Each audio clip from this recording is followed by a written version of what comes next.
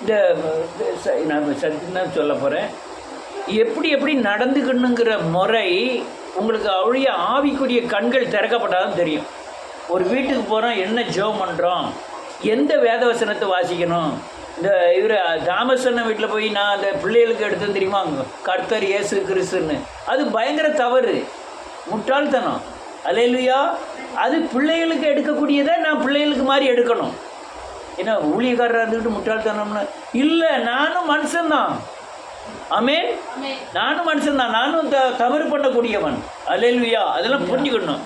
அதனால் எப்படி ஜெபம் பண்ணணும், ஒரு வீட்டுக்கு போகிறோம் எப்படி நடந்துக்கிடணும், இதெல்லாம் உங்கள் அறிவுபூர்வமாக வராது. நீ வேதவசனத்தின் பூர்வமாக நடந்தால் தான் ஆவியானவர் உங்களுக்கு இந்த இடத்துல இந்த வசனத்தை சொல்லு, இந்த வசனத்தை இந்த வீட்டில் இந்த காரியத்துக்காக ஜெபம் பண்ணு அப்படின்னு நமக்கு போதிப்பார். அல்லேலூயா.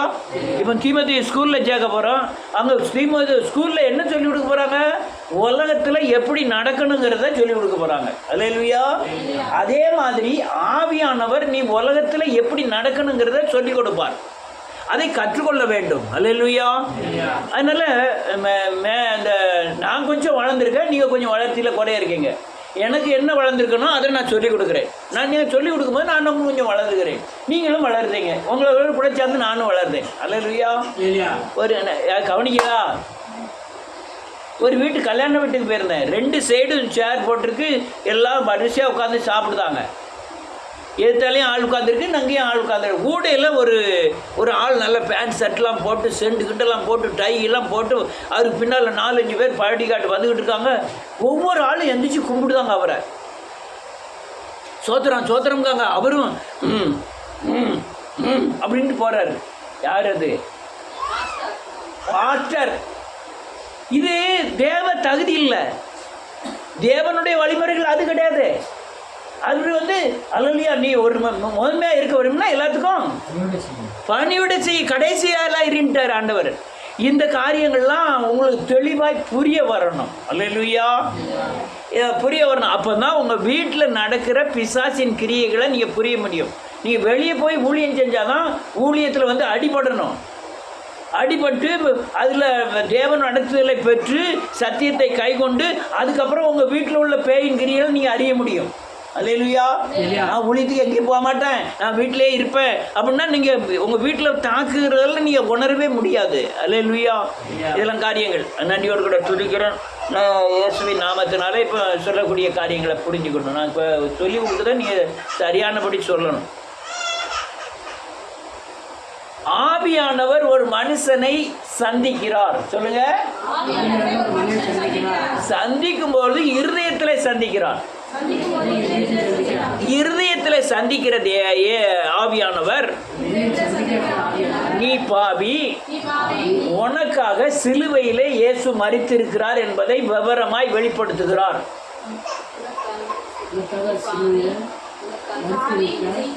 நீ பாவி, உனக்காக சிலுவையில இயேசு மரிச்சிருக்கிறார்னு ஆவியானவர் தான் நமக்கு வெளிப்படுத்துகிறார். ஆமென். ஆவியானவர் வெளிப்படுத்தும் போது கூட நான் பாவத்தின் அடையாளத்தை அறியாமல் இருக்கிறேன். சொல்லுங்க. எல்லாரும் நடந்த கதை தான் சொல்லுத, நான் இல்லாத கதையை சொல்ல, உங்க வாழ்க்கையில் நடந்த கதையை தான் சொல்லிட்டு இருக்கேன்.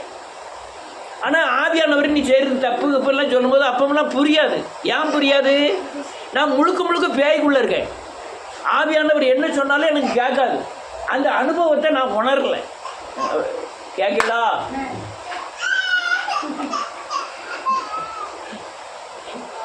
என்னால கேளுங்க, கேளுங்க. அவனை கொஞ்சம் தூக்கி கொஞ்சம் வெளியே லாத்திப்பாய், ஒரு நிமிஷம் லாத்திப்பா.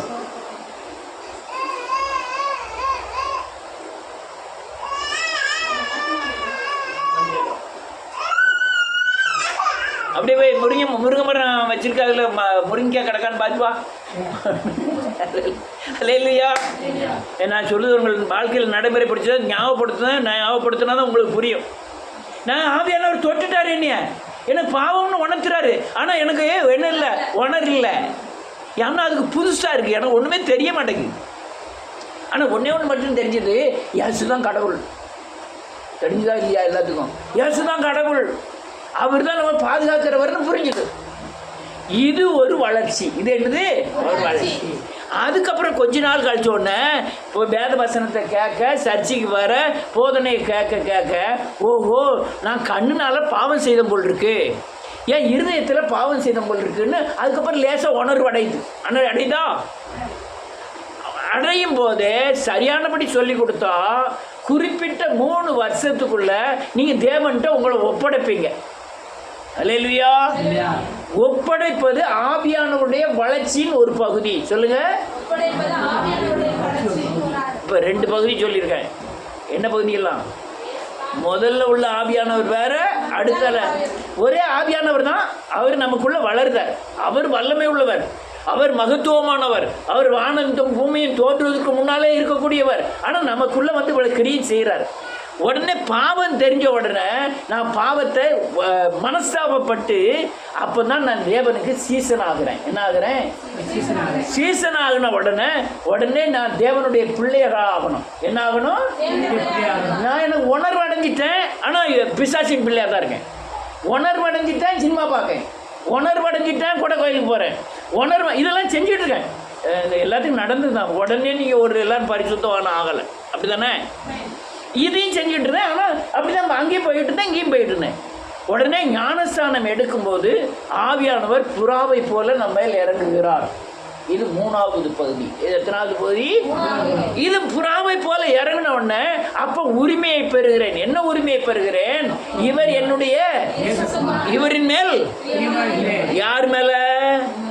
ஞானஸ்நானம் எடுக்கிற ஒவ்வொரு மேலையும் புறாவை போல ஆவியானவர் இறங்குகிறார். அல்லேலூயா. அப்ப பிரியமா இருக்கிறார். யார் பிரியமா இருக்கார்? அப்ப இவர் நேசகுமார்னு அர்த்தம். நான் அவரோட பிள்ளை. இப்ப எனக்கு இந்த சைடு என்ன ஆயிட்டு? என்னை மேற்கொள்ளுகிற பிசாசை ஜெயிக்க எனக்கு என்ன உண்டு ஆயிட்டு? என்னை விசுவாசிக்கிற எத்தனை பேர் என்னுடைய அந்த அதிகாரத்தினால பிசாசை ஜெயிக்க பலன் வந்துட்டு. என்ன வந்துட்டு? எப்போ வருது? ஞானஸ்நானம் எடுத்து அவருடைய பிள்ளையாய் மாறும்போது எனக்கு அதுக்கு அப்புறம் உள்ள நடக்கையே அதிகமான ஆவிக்குரிய பலனாய் மாறுகிறது. அப்போ தான் நான் நினைச்சேன், வேதவசனத்தை வாசிக்கணும்.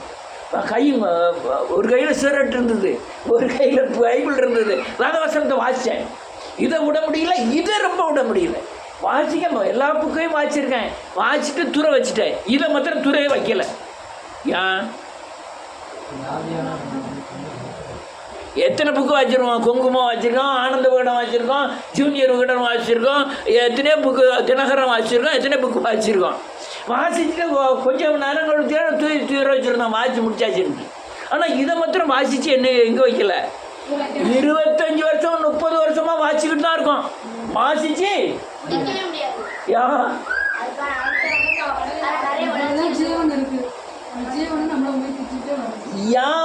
லாபுக்கு பார்த்துருக்கியா? அவருக்கு கிரேசி வீட்டில் போய் இவ்வளோ 2 புக்கு அங்கே அடுக்கி வச்சிருக்கும். அதை பூரா அவர் படிச்சுக்கிட்டு இருக்காரு. கொஞ்சம் தூரம் படிச்சுட்டு தூரம் வச்சுருக்காரு. அடுத்த புக்கு வாங்குறாரு, படிக்காரு, தூரம் வைக்காது. ஆனால் இதை மட்டும் என்ன செய்ய மாட்டாங்க. ஒரே வசனம் 1000 கோணங்களிலே என்னை பலப்படுத்துகிறது. என்னது? இப்ப 3வது ஆவியானவர் என்ன செய்தாரு? இந்த வசனத்துக்குள்ள நான் இருக்கேன்னு சொல்றாரு. என்ன சொல்றாரு? அதனாலதான் நான் வசனத்தை தேடி தேடி ஓட வைக்காரு. என்னைய வசனத்தோடு ஒப்பிட வைக்காரு. என்னை தேவனோடு வசனத்தை கொண்டு என்னை பலப்படுத்துகிறார். இதை செஞ்சுக்கிட்டே இருக்காரு. இது 3வது ஆவியானவர். இப்போ நான் பாவத்தை அறிக்கை செஞ்ச உடனே என் ஆத்துமாவில் வந்து கிறிஸ்து உட்காருகிறார். யாரு? அப்ப அந்த ஆவியானவர் யாரு? இவர் தான். இந்த ஆவியானவர் வளர்ச்சி ஆகலை. என்ன போர்டு இல்லை. போர்டு இருந்துன்னா நான் போர்டு எழுதி போட்டு காமிப்பேன். வளர்ச்சி ஆகலை. இன்ச்சாக தான் நமக்கு நம்ம வளர நம்ம ஆண்டவருக்குள்ளே வளர ஆவியானவர் கிரியை நமக்குள்ளே என்ன செய்யுது? வளருது. நான் ஞானஸ்நானம் எடுத்து பாவ உணர்வு அடைஞ்ச உடனே எங்கே வந்துட்டாருங்க? ஆத்மாவில் வந்துட்டார். இங்கே ஆத்மாவில் என்ன உண்டாயிட்டு? ஜீவன் உண்டாயிட்டு. இப்போ எனக்கு நான் ஜீவ ஆத்மா ஆகிட்டேன். என்ன ஆகிட்டேன்? இப்போ நான் இன்னைக்கு மறிச்சாலும் பரலோகத்துக்கு போயிடும். பாவம் இருக்கு. ஏன்னா ஆத்மா என்ன ஆகிட்டு? ஜீவன்றது தான் உள்ளே போக முடியும். நித்திய ஜீவனுக்குள்ள ஜீவன்றது தான் உள்ளே போக முடியும். அதுதான் முத்திரையின் ஆவியானவர். நீ முத்திரையாய் பெற்ற பரிசுத்த ஆவியானவரை என்ன முத்திரை? ஜீவன்கிற முத்திரை நான் பெற்றிருக்கிறேன். அல்லேலூயா. இப்போ என் பார்வையே வித்தியாசமாயிரும். நல்லா கவனிக்கணும். நீங்கள் கவனிச்சாதான். நான் அதுக்கு முதல்ல 3 ஆவியானவர் கிரியை செய்யும் போது எனக்குள்ள பார்வை வித்தியாசம். என்ன வித்தியாசம்? உலகத்தோடு சார்ந்து இருந்தது, சொந்த பந்தங்களோடு சார்ந்து இருந்தது, சீரியலோட சார்ந்து இருந்தது, சினிமாவோட சார்ந்து இருந்தது. ஆனால் இப்போ கிறிஸ்துவின் ஆவியானவர் வந்த உடனே இது தவறு, இது சரி அப்படின்னு எனக்கு சொல்லிக்கிட்டே இருக்காரு. என்ன செய்கிறாரு? ஐயோ, நம்ம பிள்ளை கீழே விழுந்துட்டு வந்துட்டு, அப்போ நம்ம செஞ்ச பாவம் தான் பிள்ளை என்ன செஞ்சுட்டுது? மோட்டர் சைக்கிளை உடச்சிட்டான், சைக்கிளில் போய் மோதி. அப்போ நான் என்ன நினைக்க தோணுது?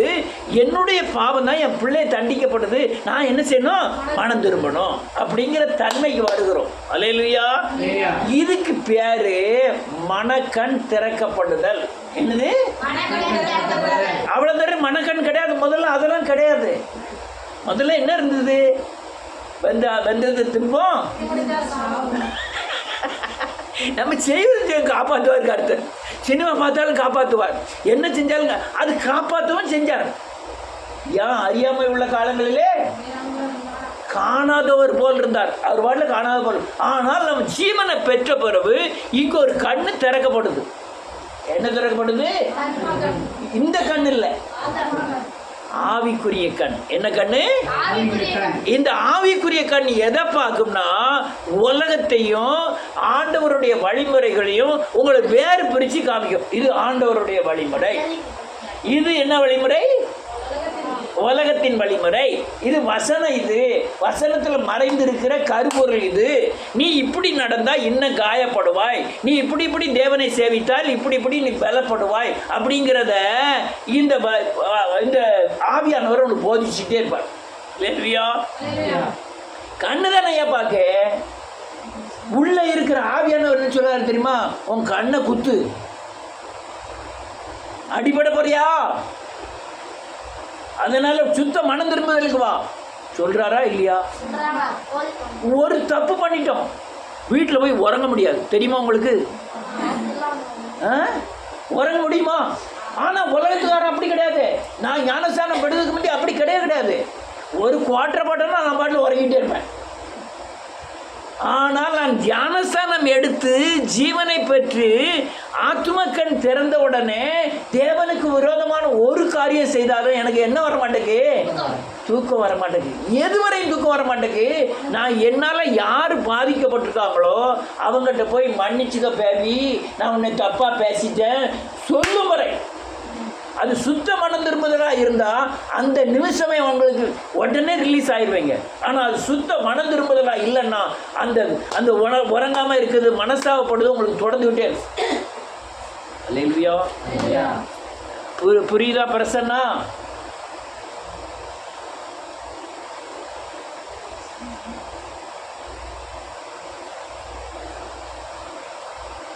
அல்லேலூயா. இது சுத்த மனம் திரும்புதல். இந்த மனக்கண் என்ன செய்யுது?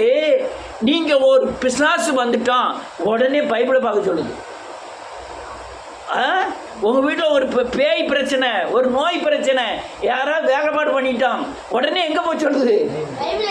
பைபிளை எடுத்து பாருங்க. பைபிளை ஏன் பார்க்க சொல்லுது? அதில் ஆவியானவர் இருக்கிறார். அதில் என்ன இருக்கா? அது ஆவியும் ஜீவனும் உடையதாக இருக்கிறது. உடனே பைபிளை பார்க்க சொல்றார். அல்லேலூயா. பாவத்தை கண்டித்து உணர்த்துகிறார், நீதியை குறித்து பேசுகிறார், நியாய தீர்ப்பை குறித்து பேசுகிறார். யாரு? நான் போவேனாகில் எந்த தேட்டர்? அவர் தான். யாரு? எவரு? இல்ல, அவர் தான். யாரு? இயேசு தான். இயேசு தானே சொன்னாரு நான் போவேனாகில். யாரு போயிட்டு வர்றது? யாரு? அவர் தான். யாரா வர்றாரு? கிறிஸ்துவாய் வர்றாரு. கிறிஸ்துவா வந்து என்ன செய்யறாரு? அவரை காமிக்காரு. யாரை காமிக்காரு? இயேசுவை காமிக்காரு. இயேசு இருந்தா இதை செஞ்சிருப்பாரா? இயேசு இருந்தா பலிபடத்தில் நின்று டான்ஸ் ஆடி இருப்பாரா? கேட்பாரா? கேட்காரா? கேட்க மாட்டேக்காரா? நமக்கு கேட்காரு, அவனுக்கு கேட்க மாட்டேக்காரு. ஏன் கேட்க மாட்டேக்காரு? இந்த வழியில் என்ன செய்யலை, வரலை. அல்லேலூயா. நல்லா கேட்டுக்கிடுங்க. நீங்கள் இந்த கிறிஸ்துவின் ஆவியை பெற்றிருக்கிறதுனால, ஆத்மாவில் ஜீவனை பெற்றிருக்கிறதுனால, நீங்கள் மனக்கண் திறக்கப்பட்டிருக்கிறதுனால நீங்கள் எல்லா காரியமும் உங்களுக்கு போதிக்க வேண்டிய அவசியம் இல்லை. யார் போதிப்பார்னா இந்த ஆவியானவர் போதிப்பார். அல்லேலூயா. அவர் சகல சத்தியத்துக்குள்ள நடத்துவார். அபிஷேகமும் சொல்லுங்க, அபிஷேகமும் அவரே, வரங்களும் அவரே, வல்லமையும் அவரே, மகிமையும் அவரே, பிரசன்னமும் அவரே, மாட்சிமையும் அவரே. யாரு? கிறிஸ்து. கிறிஸ்து இயேசுவை பாருங்க. அப்பமும் அவரே, ஜீவ தண்ணீரும் அவரே, பலியும் அவரே, குற்ற நிவாரண பலியும் அவரே, சமாதான பலியும் அவரே, நமக்காய் மரித்த தேவனும் அவரே, உயிர்த்தவரும் அவரே, கர்த்தராகிய இயேசு கிறிஸ்துவும் அவரே. புரிஞ்சுக்கணும், நல்லா புரிஞ்சு. நான் தெளிவாக சொல்லிட்டு வரேன். அல்லேலூயா. இந்த கிறிஸ்துவின் ஆவியானவர் மனக்கண் திறக்கப்படாத வரை, அல்லேலூயா, இந்த 3வது 4வது ஸ்டேஜுக்கு வராத வரை அவனுடைய மனக்கண் திறக்கப்படுவதில்லை. அல்லேலூயா. எங்கேயோ ஒரு ஸ்டெக்கில் போய் மாட்டிக்கிட்டு இருப்பான். இந்த வளர்ச்சி வரணும். நீங்கள் இயேசு ஆவியானவர் இல்லாமல் இயேசு தான் கிறிஸ்துன்னு சொல்ல முடியாது. நீங்கள் வேதத்துக்குள்ளே வர முடியாது.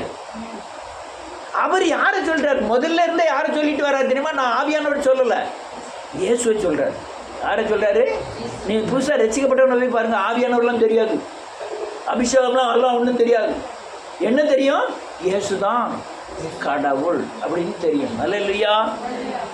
இந்த மனக்கண் திறந்த உடனே என்ன நடக்குன்னு பார்ப்போம், வாசிப்போம். எபேசியரின் புஸ்தகம் 1வது அதிகாரம்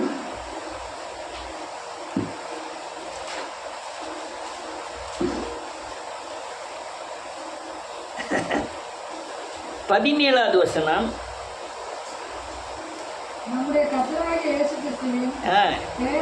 தேவனும் அவானவர் ஆமென்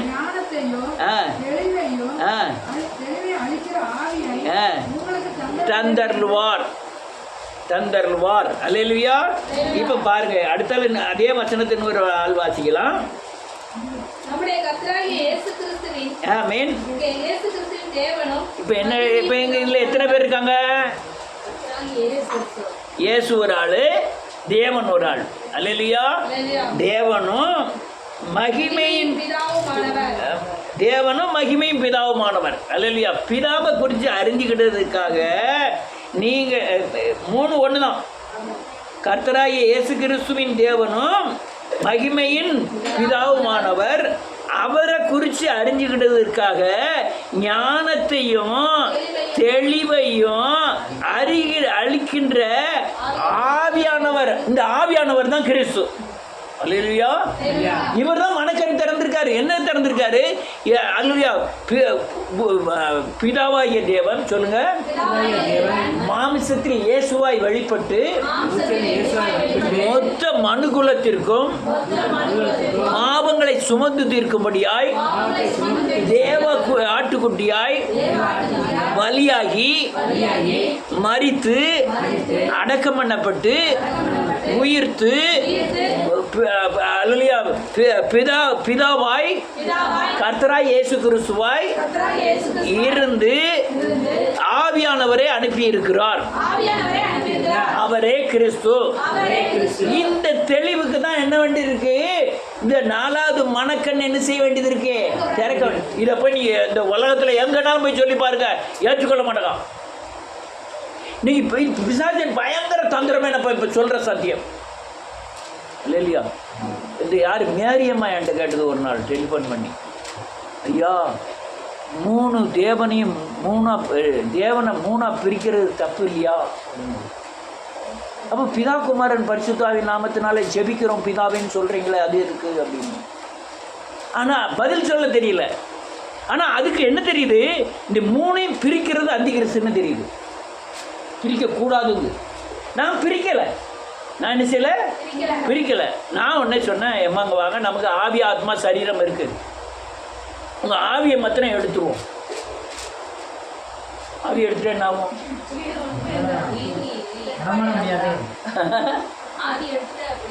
ஆவி எடுத்துட்டு அவங்க பாடி தான் கிடக்கும்.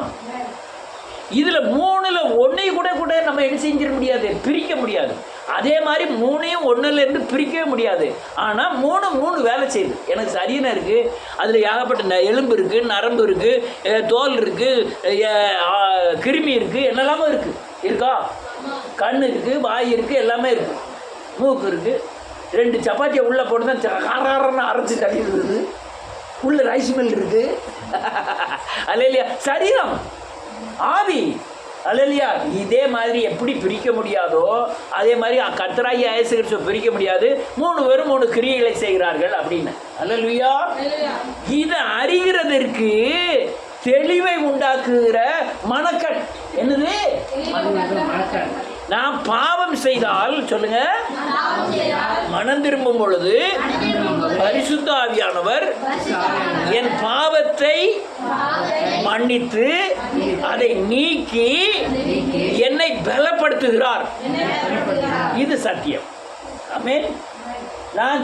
நான் இப்ப செய்த பாவத்தையும் முன்னோர்கள் செய்த பாவத்தையும் சிலுவையில சுமந்து தீர்த்தார். அது ஒரு இதெல்லாம் நான் விசுவாசிக்கிறேன். என்ன செய்கிறேன்?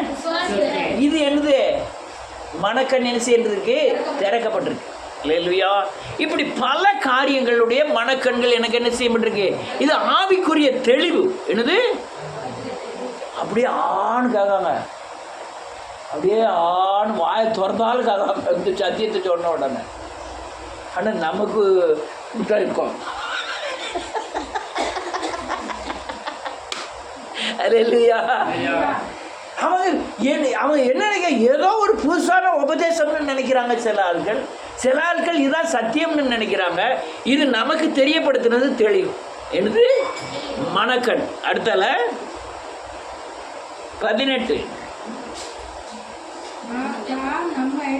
தாம் நம்மை அழைத்ததினாலே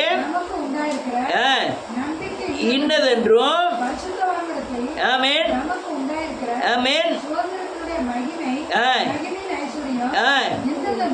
ஒரு நிமிஷம். இப்ப ஒரு தெளிவை உண்டாக்குகிறார். மனக்கண் திறந்திருந்தா தான் இதெல்லாம் அறிய முடியும். அல்லேலூயா. என்ன சொன்ன? என்ன எழுதியிருக்கு 18வது வசனத்துல? தாம்னா யாரு? அவரு நம்மை அழைத்ததினாலே எனக்கு உண்டாயிருக்கிற நம்பிக்கை இன்னதென்றும் பரிசுத்தவான்களிடத்தில் நமக்கு உண்டாயிருக்கிற சுதந்திரத்தின் மகிமையின் ஐஸ்வர்யம். அல்லேலூயா. சாப்பாடு இல்ல, உன் மேல காண்கிற மகிமையினாலே பிசாசு அடங்கும். பிசாசு என்ன செய்யும்? அடங்கும். ஆமென். நான் சாபத்திலிருந்து விடுதலையாக இருக்கிறேன். சாபம் பிசாசினுடையது, பிசாசின் சாயலுடையது. அதிலிருந்து நான் என்ன செஞ்சிருக்கேன்? விடுதலையாக இருக்கேன். இப்போ நான் யார் சாயலில் இருக்கேன்? அதனால் அவர் மகிமை என் மேலே காணப்படுது. அதற்கு உரிய சுதந்திரம் சொல்லுங்க. உலகத்தை ஆளுவேன். பிசாசு தலையை தேவன் சிலுவையில் நசுக்கி இருக்கிறபடினாலே பிசாசின் மேலே அதிகாரம் செலுத்துவதற்கு எனக்கு அதிகாரம் கொடுக்கப்பட்டிருக்கிறது. பிசாசின் வல்லமையை மேற்கொள்ள எனக்கு அதிகாரம் கொடுக்கப்பட்டிருக்கு. இந்த மனக்கண் என்ன செய்யணும்? திறக்கப்படணும். அல்லேலூயா. பிசாசு வந்துட்டுனா, பிசாசை விட ஆண்டவரை விட பிசாசுக்கு பயப்படக்கூடிய கிறிஸ்துவ ஜனங்கள் ரொம்ப பேர் இருக்காங்க. பிசாசுக்கெல்லாம் பயப்படக்கூடாது. பிசாசு என்ன செய்யக்கூடாது? பயப்படக்கூடாது. எதிர்த்து நில்லுங்கள். எப்படி எடுத்து நிற்கணும்? வீட்டில் உடனே ஓடி வாரியில் தூக்கி நிற்கிற எடுத்து நிற்கணும். ஆவியின் பட்டயமாகிய வேத வசனத்தை பிடித்துக் கொள்ள வேண்டும். விசுவாசம் வேணும். வேதத்தை பிடிச்சிட்டு யாரை எடுத்து நிற்கணும்? சின்ன பிசாசு பெரிய பிசாசுன்னு கிடையாது. நல்லா புரிஞ்சுக்கிடுங்க. குட்டி பிசாசு பெரிய பிசாசுலாம் கிடையாது. எந்த பிசாசையும் எடுக்கிறதுக்கு ஒரே பட்டயம் தான். சின்ன பிசாசு பெரிய பிசா பட்டயம் ஒரே பட்டயம் தான். ஆமென்.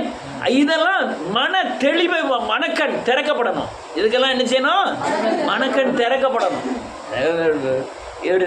இவர் காலைப்புறத்தெல்லாம் வந்தார். சிக்மானூர் அந்த ஒரு சுரேஷ். பேயெல்லாம் வரிசையாக நிற்கும். பேய் எங்கேருந்து வர சொல்லு சொல்லு. ஒரு பிள்ளை ஒல்லியாக இருக்குது. அதுகிட்ட போய் என்ன செய்துருக்காங்க? அது கன்னடத்தில் பேசுறது நமக்கு ஒன்றும் தெரிய மாட்டேங்குது. அது இவர் போனார், துர்கா பிரசாசானாரு. அது பாட்டில் அது என்னமோ சொல்லுது கன்னடத்தில், எனக்கு ஒன்றும் தெரியல. டபக்குன்னு செவிட்டில் அடிச்சிட்டாரு. அதுவும் ஐயோ பாவம், அதே ஒல்லியாக இந்த டிபி கேஸ் மாதிரி ஒல்லியாக இருக்குது. டப்புன்னு அடிச்சிட்டாரு. எனக்கு ஒரு மாதிரி ஆகிடுது. ஐயோ அது என்ன செய்யும் அப்படின்ட்டு நம்ம அவங்கள அடித்தா வரட்டுமா? பியாய் சரீரத்துக்கு உள்ளே இருக்கா, சரீரத்துக்கு மேலே இருக்கா?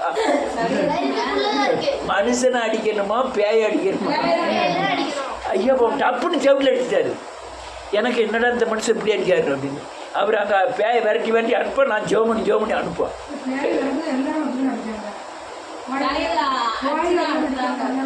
ஆமாம், இந்துக்கள் அப்படிதான் அடிக்காங்க. அந்த இது இந்த தங்கம்மா, அது யாரு நம்ம சம்மம் வீட்டம்மா முத்து, அவ சொன்னால என்ன இந்த ஐயாவரத்துக்கிட்ட இந்த வாரத்தில் இருக்க எஸ்எம் கோயிலுக்கு என்னை கூப்பிட்டு போயிட்டாங்கண்ணே. எனக்கு பெரம்பால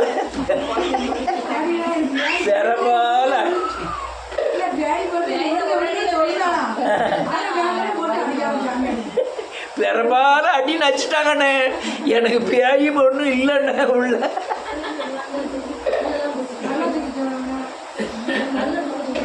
வேதத்தில் அப்படித்தானே இருக்கு. இயேசுவின் நாமத்தினாலே பெரம்பு எடுத்து அடின்னு அடிங்கள்லாம் எழுதியிருக்கு.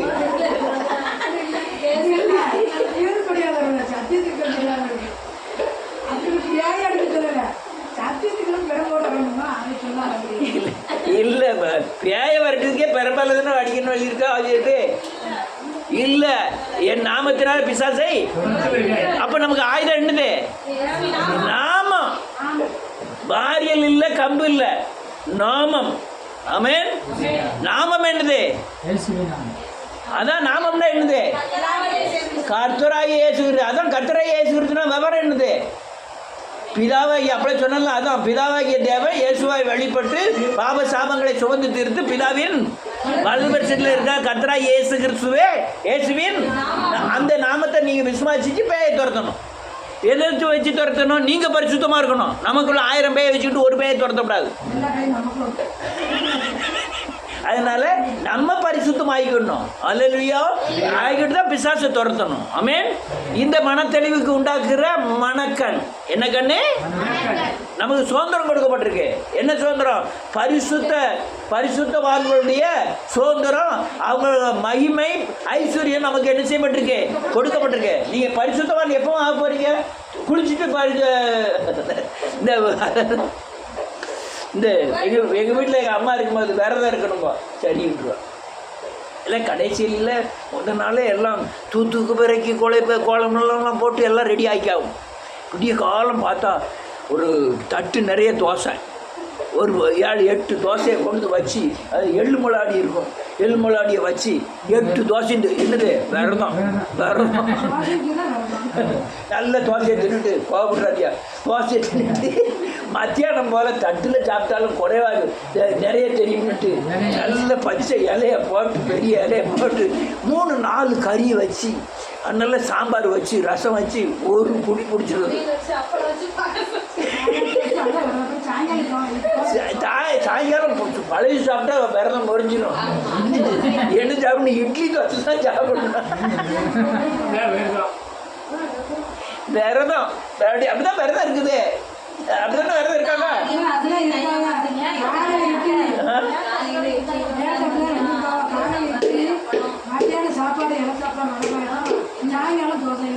விரதத்துக்கு அர்த்தம் என்ன தெரியுமா? அது இந்த என்னது, மட்டன் சாப்பிடக்கூடாது, இது குளிச்சுட்டு பழைய சாப்பிடக்கூடாது. இதுதான் என்னது விரதம். இந்த பெருமான் சோறு விரதத்தை சொன்னார் பார்க்கணும். எனக்கு சுகர் வந்துட்டு மட்டன் சாப்பிடக்கூடாது, நான் மட்டன் சாப்பிடாத விரதம். டீக்கு விரதம், டீ விரதம். அல்லேலூயா சொல்லுங்க. ஆமென். அல்லேலூயா சொல்லுங்க. டீ விரதம். சோத்திரம். மட்டன் விரதம். சோத்திரம் சொல்லுங்க. சோத்திரம். மீன் விரதம். சோத்திரம். அல்லேலூயா. என்ன விரதம்? 40 நாள் தண்ணியே குடிக்கலையா கர்த்தர். மோசே 40 நாள் போயிருந்தான். போயிட்டு வந்தானே, கல்லையாவது அந்த கற்பனையாவது கல்லையாவது வச்சுருந்தானா, போட்டு என்ன செஞ்சுட்டான்? உடச்சுமே போகாமல் இருக்கானா, போட்டுட்டு அடுத்தாலும் இங்கே போகிறான். எத்தனை நாள்? முதல்ல எத்தனை நாள்? அடுத்தாலும் 40 நாள். ஒரு நாள் இருப்பான் தண்ணி குடிக்காமல். சொல்லுங்க, நான் இருப்பேன். ஆவியானவர் துணை இருந்தால், ஆவியானவர் ஆலோசனை தந்தார், ஆவியானவர் பலன் தந்தார், நம்மளால என்ன செய்ய முடியும்? இருக்க முடியும். அல்லேலூயா. அவனும் மனுஷன் தானே. ஆமென். எலியா நம்மை போல பாடுள்ள மனுஷன். ஆமென். மோசே நம்ம போல, அவனை கடவுளா? நம்ம போல மனுஷன். ஆனா அழைப்பை பெற்றிருந்தான், ஆவியானவர் தங்கி இருந்தார். மனக்கண் திறக்க அடுத்த 19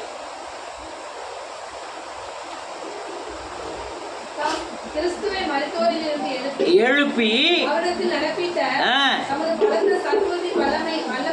படியே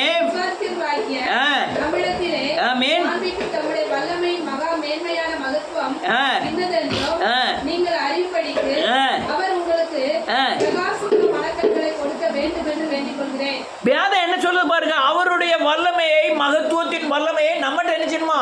காண்பிக்கணும். அதுக்கு என்ன வேணும்? மனக்கண், பிரகாசமான மனக்கண் தேவை. அல்லேலூயா. சர்ப்பங்களை எடுக்கவும் தேள்களை மிதிக்கவும் சத்துருவின் சகல வல்லமை மேற்கொள்ளும். சகலன்னு அர்த்தம், எல்லா வல்லமையும் மேற்கொள்ளவும் நமக்கு என்ன செஞ்சிருக்க? அதை பயன்படுத்தக்கூடிய மனக்கண் என்ன செய்யணும்? திறக்கப்படணும். அதுதான் ஆவிக்குரிய கண். மத சாயல் ஆவிக்குரிய கண் இல்லை. அநேகர் எனக்கு பெரிய கோமாளித்தனமாக தெரியுது. வெள்ளைச்சட்டை உடுத்தினாதான் பரலோகம் போகலாம், வெள்ளைச்சட்டை குருத்தா போட்டால் தான் பரலோகம் போகலாம். அதெல்லாம் எவ்வளோ பெரிய தப்பு. நம்ம சரீரத்துக்கும் பரலோகத்துக்கும் என்ன இல்லை? தொடர்பே இல்லை. தொப்பி போட்டால் பரலோகம் போயிடலாமா? தாடி வளர்த்தா பரலோகம் போயிடலாமா? போக முடியாது. ஏன்னா தாடியும் தொப்பி அங்கே செல்லுபடி ஆகாது. நம்ம சரீரம் அங்கே என்ன செய்யாது? போகாது. சரீரம் அங்கே மக்கி போயிடும். மண்ணான மனுஷன் எங்க திரும்புவானா? மண்ணு. என்ன தேவை? இயேசுவின் சாயல் தேவை. ஆமென். முனங்கால் போட்டு ஜெபம் பண்ணாதான் பரலோகத்துக்கு போகலாமா? இது ஒரு என் தாழ்மையின் அடையாளம். நான் தாழ்த்ததுக்கு உண்டான அடையாளம். முழங்கால் போட்டு ஜெபம் பண்ணுவேன், குப்புற விழுந்து ஜெபம் பண்ணுவேன், நின்றுக்கிட்டு ஜெபம் பண்ணுவேன். ஆனால் ஜெபம் பண்ணதுக்கு உண்டான ஆதாரங்கள் முழங்கால் போட்டு ஜெபம் பண்ணுறது. அல்லேலூயா. அது மாதிரி பைபிளை தலையில் வச்சா பேய் ஓடிடும். தலைமாட்டில் வச்சு படுத்தா பேய் ஓடிடும். நான் சில வீட்டில் சொல்றது அது சொல்லுதே தப்பு தான். இருந்தாலும் அவங்களுடைய நம்பிக்கை அப்படி இருக்கிறதுனால ஏமா தலையில் வச்சுட்டு படுங்க பேய் போயிடும்னு சொல்லுவோம். தலைமாட்டில் நான் சின்ன பிள்ளைகள் நினைச்சாங்க. நான் ராத்திரி வேளை வெளியே போனோம். வெளியே போகும்போது எங்கள் அம்மா சொல்லுவாள், எல்லாம் போகும்போது இரும்பை கொண்டு போகலாம் அப்படின்னும். இரும்பு நாங்கன்னு ஒரு பழைய பன்னர்வா ஒன்று கிடக்கும். அது தூக்கிட்டு கடைக்கு ஓடுவேன். ஏன்னா இரும்பை கண்டோன்னா பேய் என்ன செஞ்சிருமா?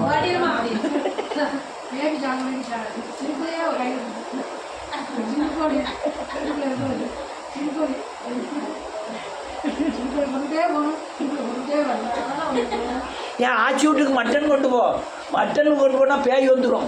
அதனால கொஞ்சம் போல் என்ன கொண்டு போகணுமா? கறி உள்ள போட்டுரு. அவள் பூ வச்சுட்டு போனாலும் அதனால அவள் கூடயே வந்துட்டான். அட பாவிங்களா. அல்லேலூயா. கிறிஸ்துவத்தில் அப்படி இருக்கு. கிறிஸ்துவத்திலே அப்படி இருக்கு.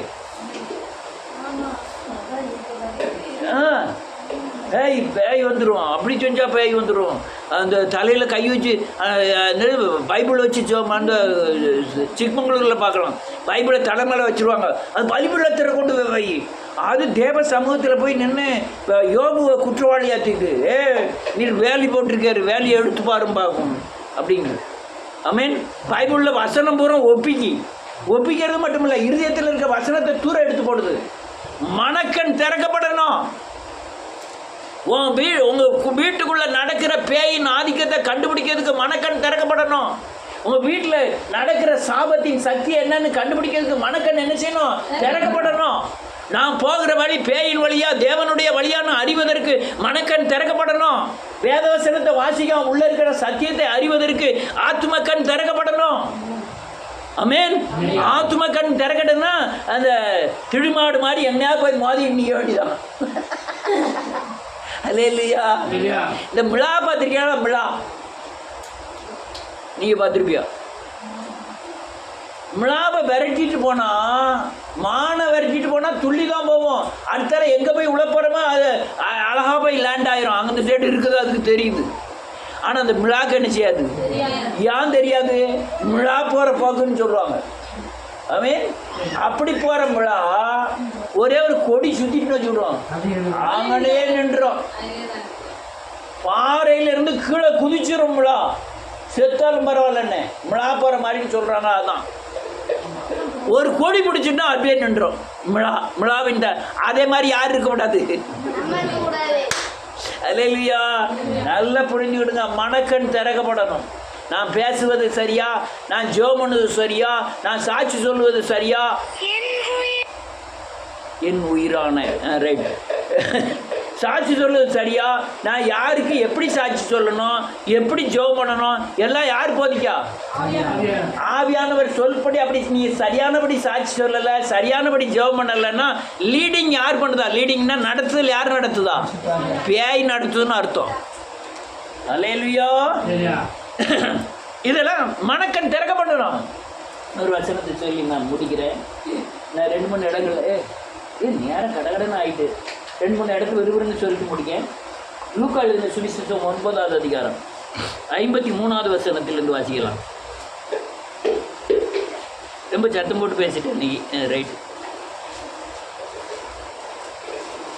லூக்கா 9வது அதிகாரம் 53லேருந்து வாசிக்கலாம்.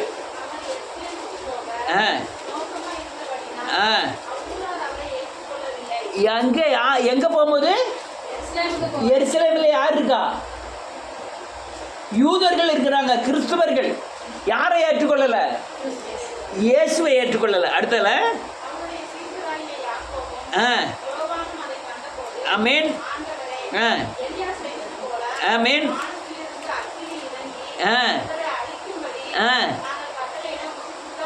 அதிகாரம் என்கிட்ட இருக்கு ஆண்டவரை, இவங்களெல்லாம் அழிச்சிருவோம் அப்படிங்காரு ஆண்டவர் சொல்றாரு. அடுத்த வசனம்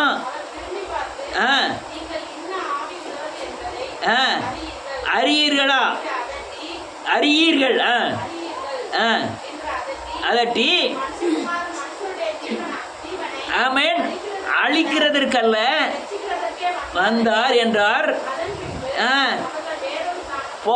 போதும். இவர் மனக்கண் திறந்திருக்கிறதுனால அவர் கரெக்டாக கண்டுபிடிக்காரு. இவன் வேதத்தை தான் சொல்லுதான், அதிகாரத்தான் பயன்படுத்தணும்னு நினைக்கான். ஆனால் அவர் என்ன சொல்லாரு? எலியாவின் ஆவி எப்படிப்பட்ட ஆவி தெரியுமா? வானத்திலிருந்து அக்னியை மட்டும் இறக்கல, 409 தீர்க்கதரிசிகளை என்ன செஞ்சிட்டான்? எல்லாத்தையும் வெட்டி போட்டுட்டான். யார் பாகால் தீர்க்கதரிசியை பூரா என்ன செஞ்சிட்டான்? அந்த ஆவி இருந்தால் என்ன செய்யும்? இப்படி தான் செய்யும். அல்லேலூயா. கிறிஸ்தவர்களே அழிக்கக்கூடிய தன்மை வந்துடும். 2 பேரை போயிட்டே இருக்காங்க.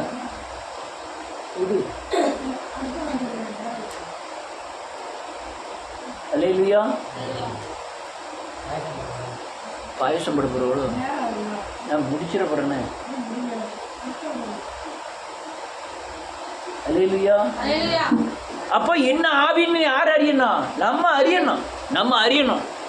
புருஷனுக்குள்ள என்ன ஆவி இருக்கு, இந்த ஆவியின் பெயர் என்ன, இந்த ஆவி என்னென்னலாம் கிரியை செய்யும் அப்படின்னு நமக்கு என்ன செய்யணும்? தெரியணும். அதுக்கு மருந்து என்ன கொடுக்கணும் அதுவும் நமக்கு என்ன செய்யணும்? வேத வசனத்தின்படி என்ன செய்யணும்? நான் ஜெபம் பண்ணணுமா, வசனத்தை அறிக்கை செய்யணுமா, நான் மனம் திரும்பணுமா, எல்லாம் நமக்கு தெரியணும். மனக்கண் என்ன செய்யணும்? திறக்கப்படணும்.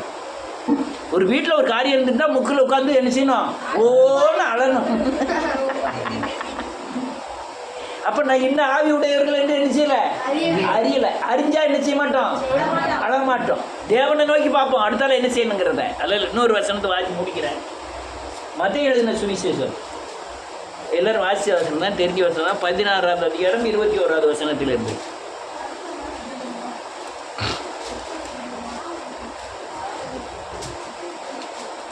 வைக்கிட்டு கொதிக்க மட்டும்தானே, கொதிச்ச பிறகு தான் இது பண்ணிக்கலாம்.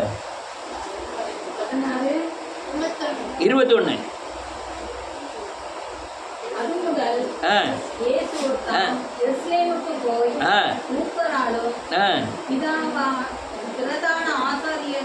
ஆமென்.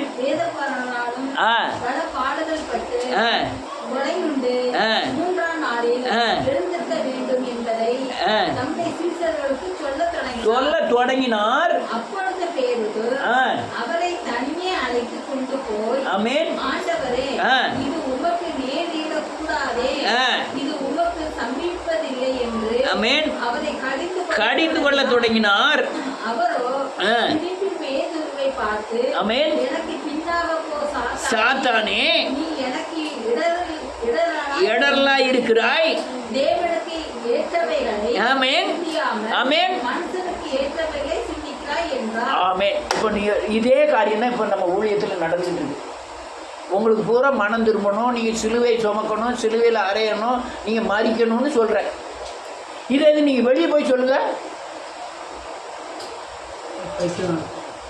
மறிக்கணுமா? சிலுவையில் அறையணுமா? சிலுவை சுமக்கணுமா? மறிச்சு உயிர் தருவாங்களாம். இவன் சொன்னது மாதிரி தான். அவங்க தேவனுக்கு ஏற்றவைகளை சிந்திக்காமல் எதை சிந்திக்காங்க? மனுஷனுக்கு ஏற்றவைகளை சிந்திக்கிறாங்க. நான் மறுரூபத்துக்கு பேசிக்கிட்டு இருக்கேன். ஆவியானவர் உங்களுக்குள்ள ஆளுதுக்காக பேசிக்கிட்டு இருக்கேன். நீங்கள் பரலோக ராஜ்யத்துக்கு ஆயத்தமாகதுக்காக பேசிக்கிட்டு இருக்கேன். உலகத்தில் பிசாசை ஜெயிக்க பேசிக்கிட்டு இருக்கேன். ஆமென். இதை அறியணும்னா மனக்கண் என்ன செய்யணும்? திறக்கப்படணும். அதுதான் ஆவிக்குரிய கண்ணு. ஆமென்.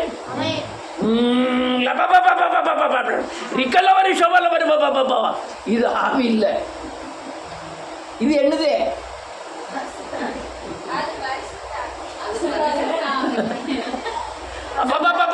ஆனா கனி கொடுக்க மாட்டாங்க.